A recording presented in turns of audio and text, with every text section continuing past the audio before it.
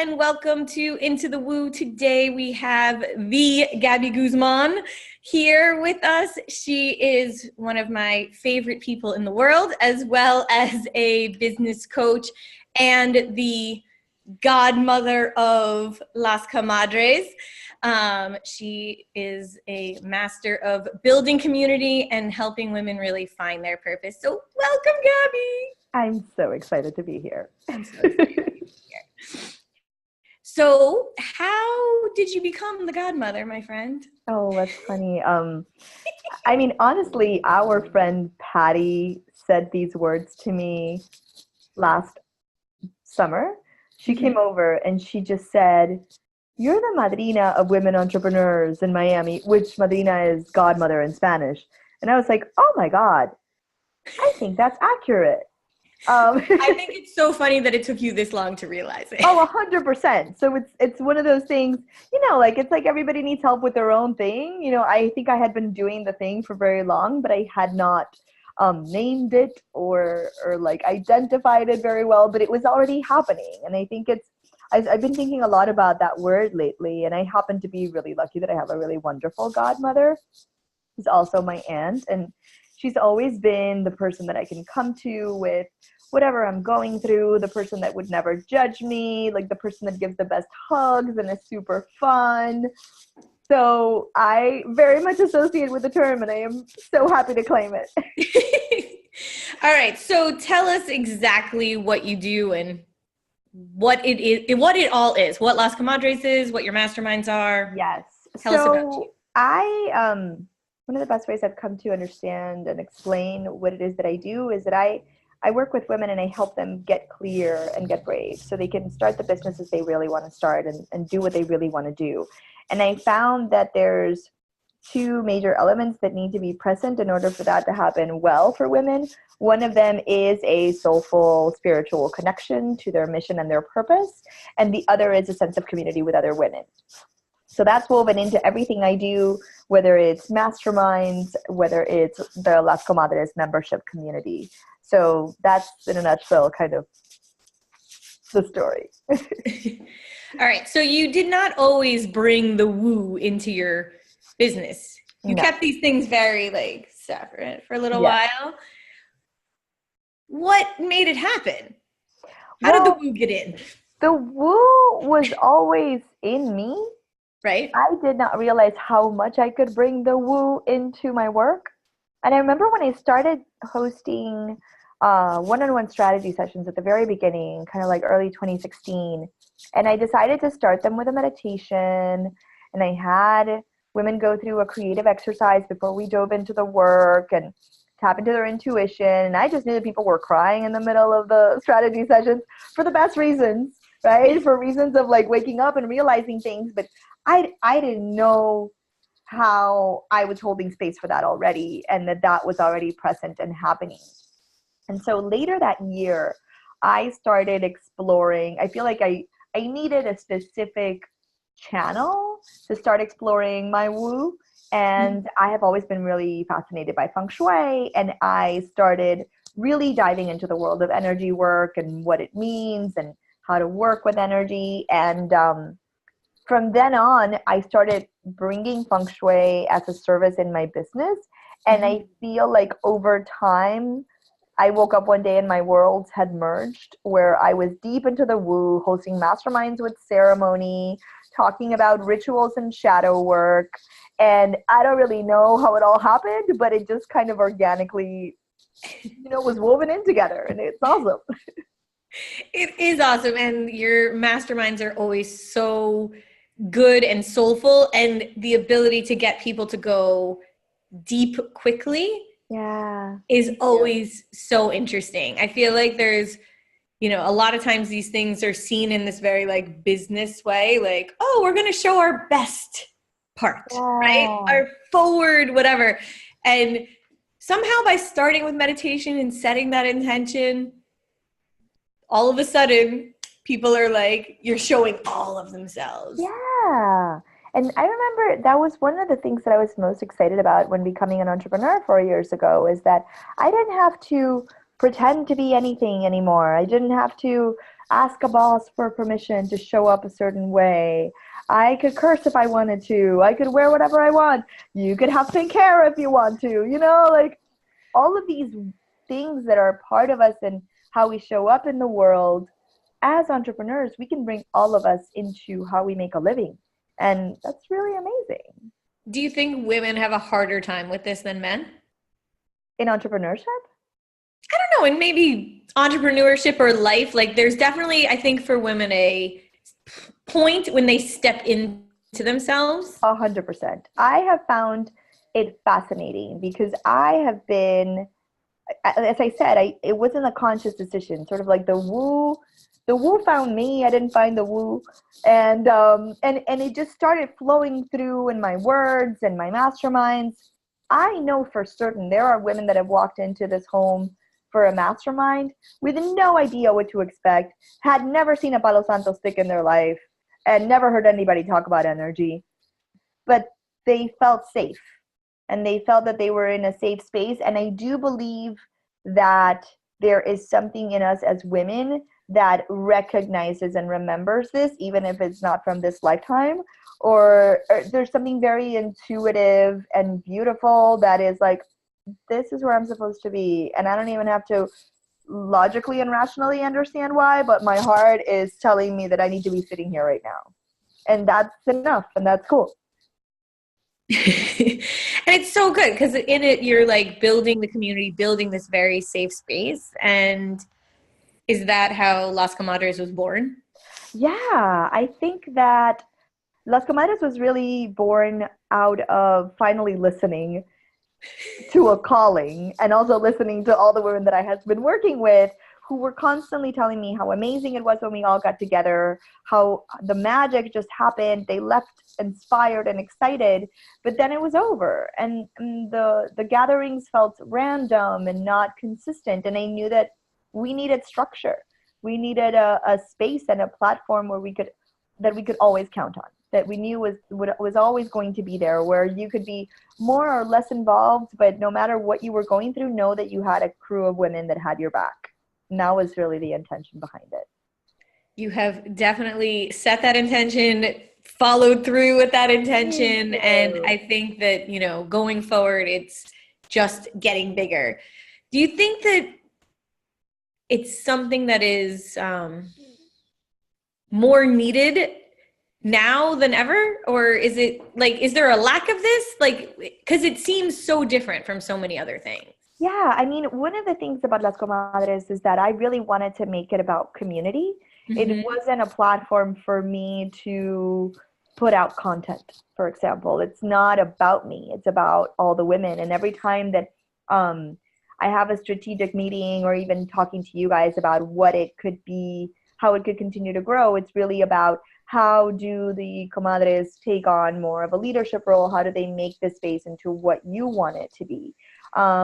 I think at the end of the day, though, if we look at just general trends, more women are starting businesses. I think that the workforce, like quote unquote official corporate workforce, it's probably going to take another 50 years for them to catch up to what we're doing. I mean, to be totally honest. Yeah. I mean, I find so many women that used to work in corporate, myself included, that just got tired of waiting to have the flexibility that we wanted in our lives, that to have the being able to be fully creative in our work, the being compensated in an equitable way for what we bring to the table. And so many women are saying, you know what, F it, I'm going to go and start it myself. And they do.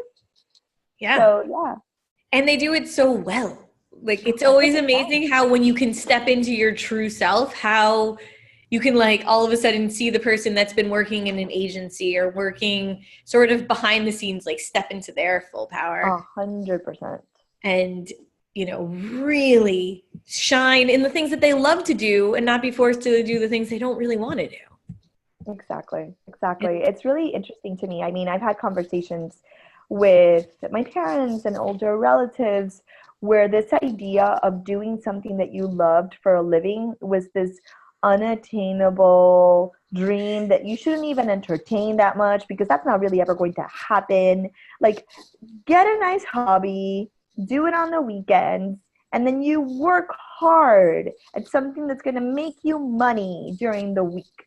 Like, with this sense of sacrifice and just like giving of yourself, and at the expense of other important things in your life, at the expense of your sanity, at the expense of your happiness.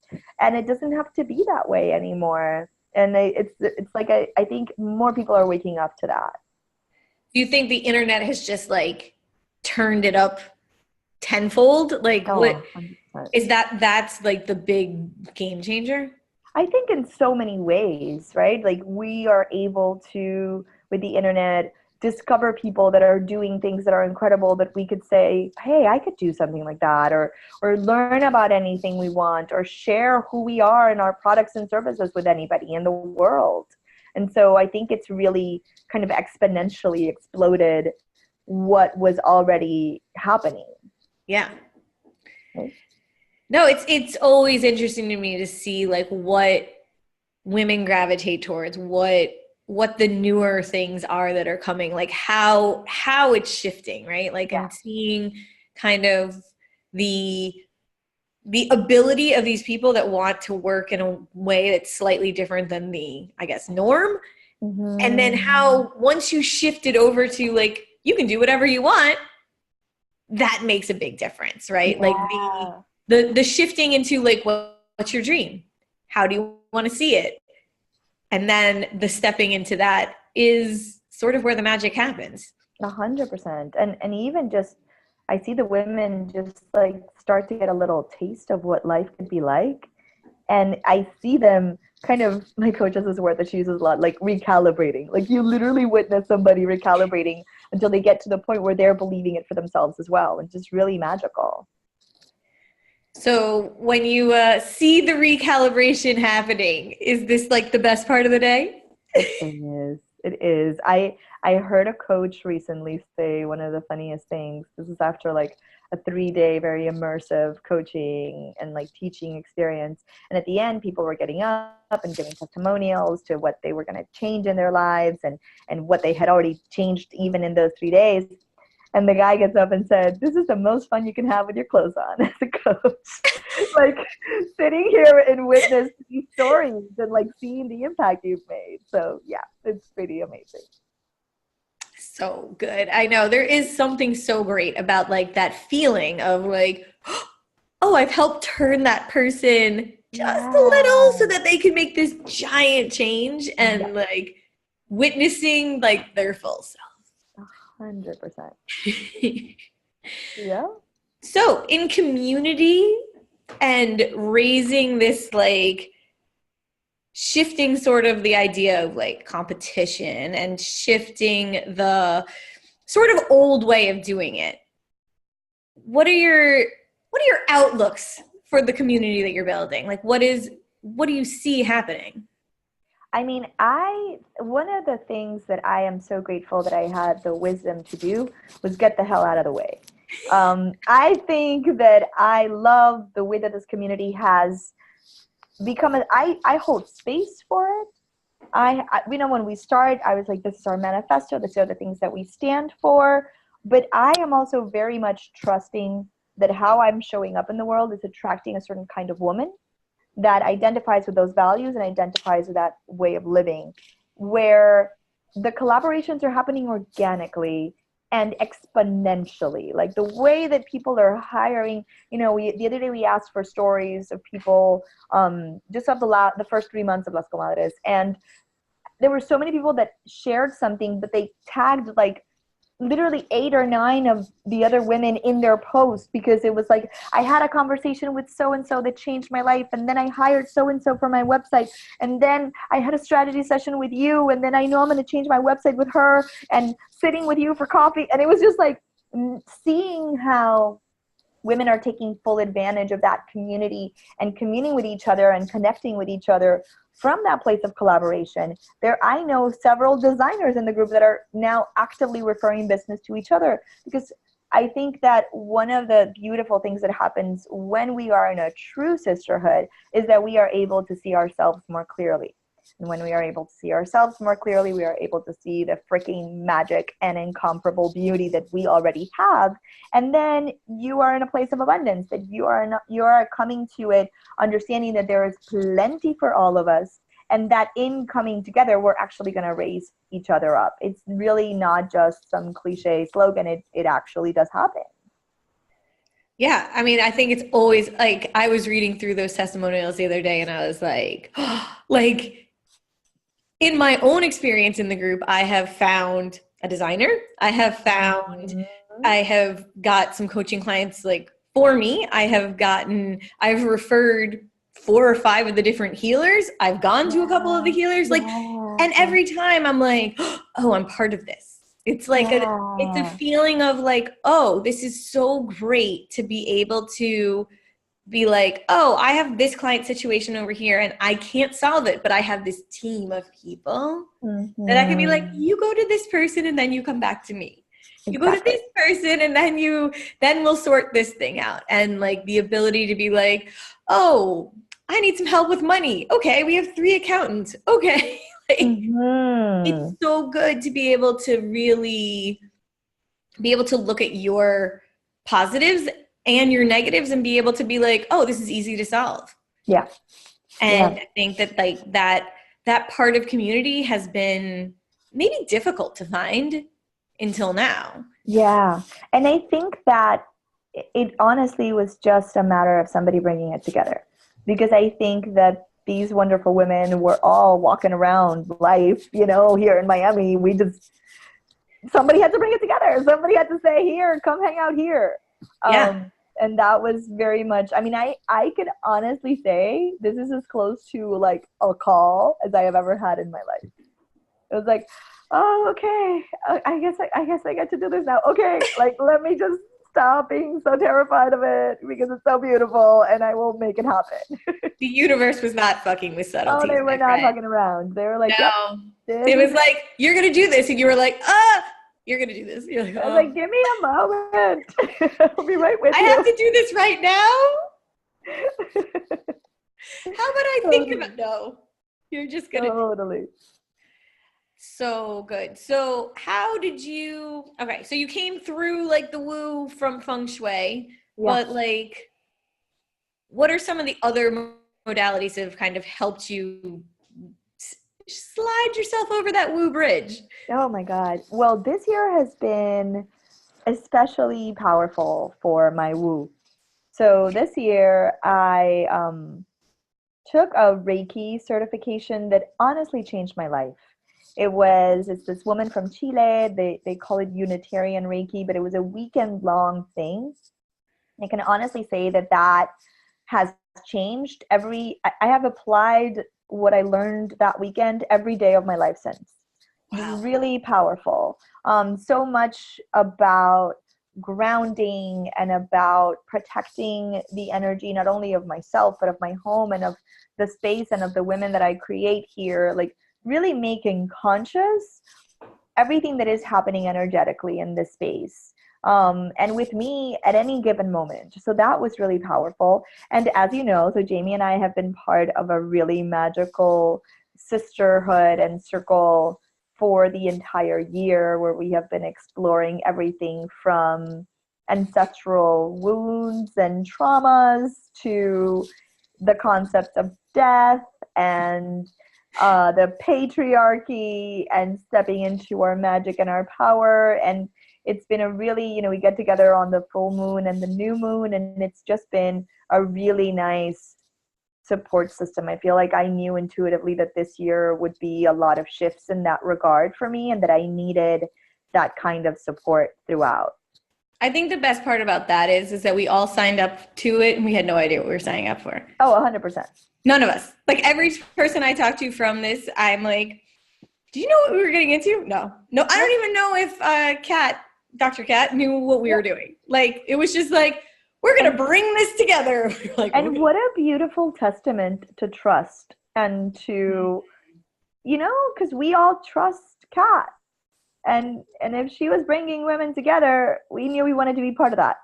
Yeah. And that's it. And that's fine. There's some things in life that don't need a sales page. Exactly. Exactly. Totally. Any other massive shift? So the biggest shifts have been this year. I think the biggest shifts have been this year. Yeah, like when I really think about it, like I this is the mean, the year that I beginning of jumped in. like someone mentioned the other day that there was a Winter Olympics this year. Oh, that's right. I think we were there for the same conversation. We were like, And I what? was like, wait, what? Like that was January? That was so long ago, I yet somehow know. short. This year, as we were talking about it, it feels like it went by in a flash, but also when I look back at what happened even in the summer, it feels like 5 years ago. Like Definitely. so much has happened. But yeah, I think that this is the year. I also started working with a coach who goes by the Modern Money Witch.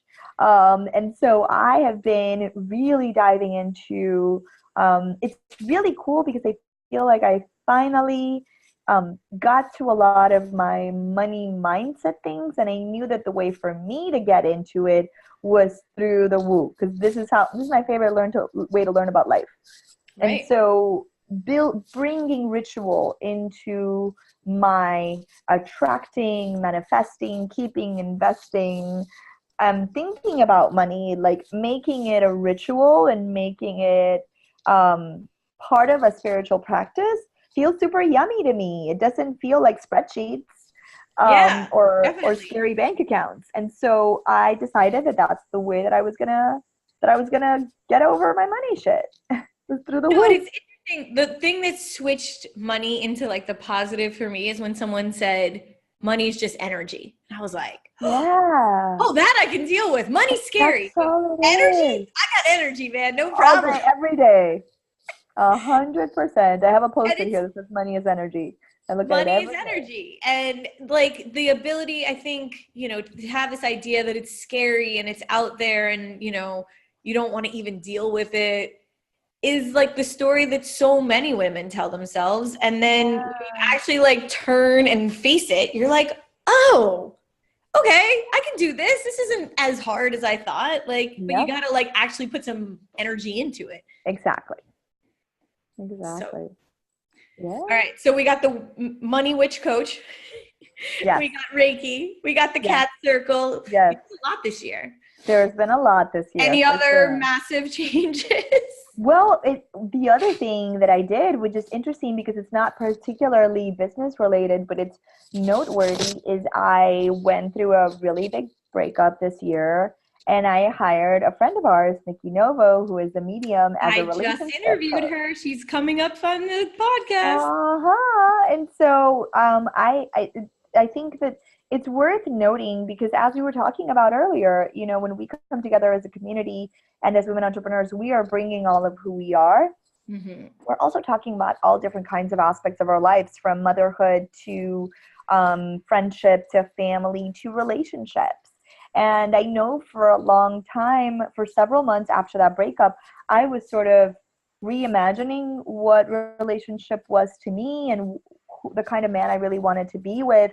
And that was and like doing some serious shadow work around it. And that was taking up a good chunk of time and energy in my life that obviously affected my business as well. So I think it was worthwhile and it was important for me to do that work and it was necessary. And I'm glad that I had Nikki to go through it. But it's so interesting because so many of the lessons are, the same lessons. It's just that some of us have a difficulty applying them in one place versus another, you Well, it's the know? idea that like these things are separate, Yeah.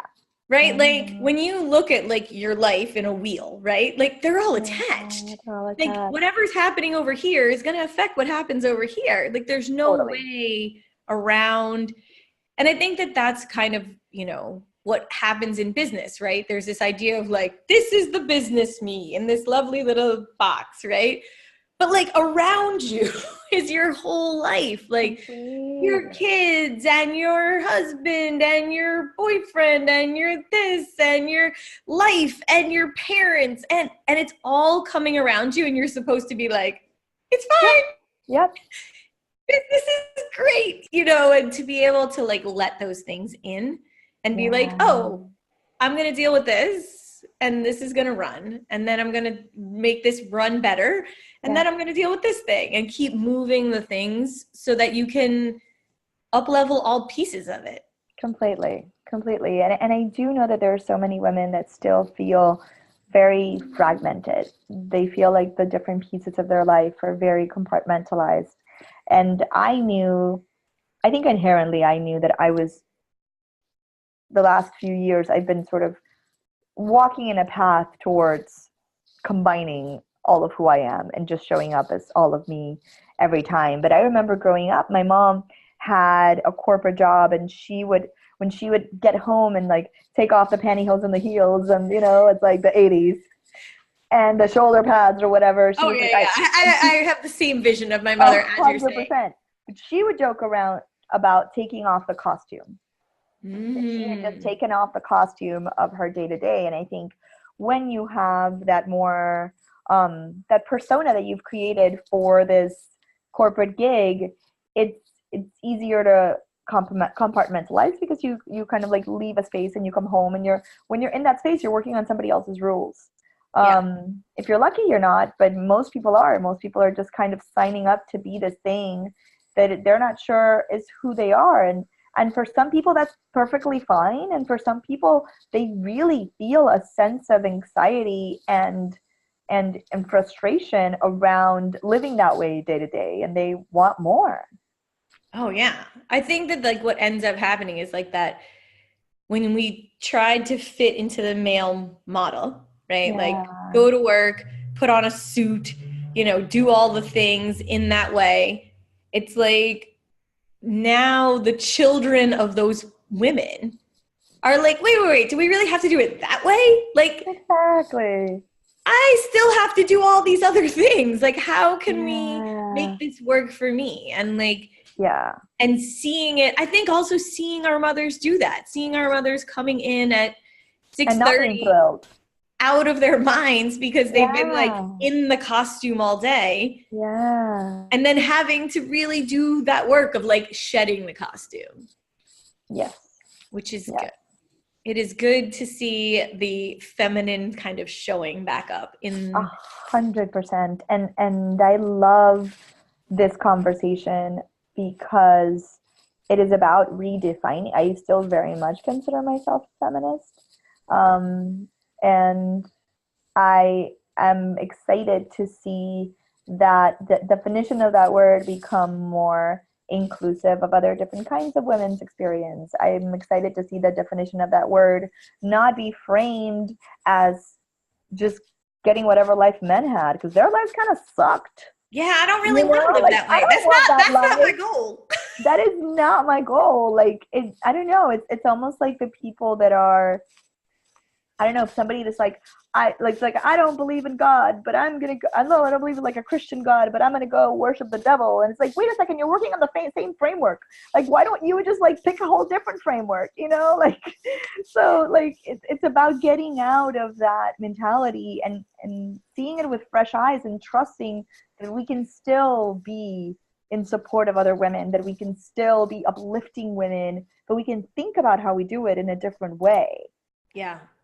in a more holistic way, and in a way that brings us more joy, and not just kind of, oh, and now I have accomplished the life of a dude, Yeah. No, and but I I'm think still that the thing that's miserable. interesting is that we can also pull the dudes along with us. 100%. And I think they want to come. No, I have a male client that said to me one day, he was like, and he's banker, like the whole nine, like suit, tie, Yeah. goes to work. And he was like, sometimes I wish I could just like be a female entrepreneur. And I was like, oh, this is like I was Wow. like, oh, this is like seen as a alternative in a way that's like sexy now, as opposed Yep. to like, oh, she just has a little side gig, like he was Dude, like, I've had so many guy friends be like, I wish I could come to Europe. I'm like, we're gonna have to make a co-ed one day. I think the co-ed is like, as the men see how good it is over here, I think they're going to start wanting to, I mean, there is a shift. There's definitely Yeah, a for shift in corporate sure.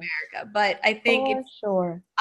obviously slower and obviously not going to move as quickly. But it's super interesting to see like, oh, that is now seen as like the thing, as opposed to like the the thing you're like, oh, I don't even want to tell people I'm an entrepreneur. Exactly. Or like that actually men are aspiring to something other than being some Wall Street hotshot with all this money and no life.